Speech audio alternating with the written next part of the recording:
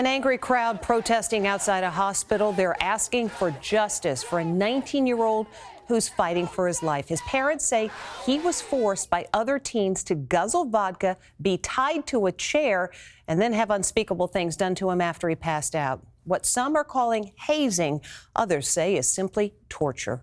Justice! Justice! There is outrage today as a teenager fights for his life in the hospital after a savage hazing. The young man was dropped off at the hospital by some teenagers he had been hanging out with. He was barely breathing. His blood alcohol level 5 times the legal limit. He was covered in spray paint and urine.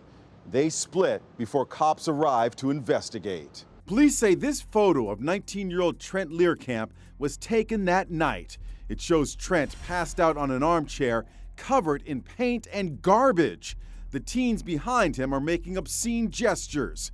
And his family says it wasn't the first time those so-called friends had targeted Trent. This video was posted on social media a week earlier. It shows Trent being taunted by the teens. He sits in a lawn chair, taking the abuse, while being sprayed with a garden hose. Trent's father says his son returned again and again to hang out with the teens because he has no other friends. They knew that what they were doing was wrong. Obviously, they're not children. Even children wouldn't do something like this. This is heinous. It's crazy. Trent's plight has struck a chord with other families whose children have been victims of hazing.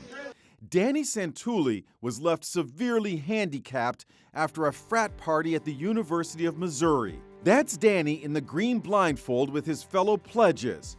His family says he was told to finish an entire bottle of vodka in just a few hours.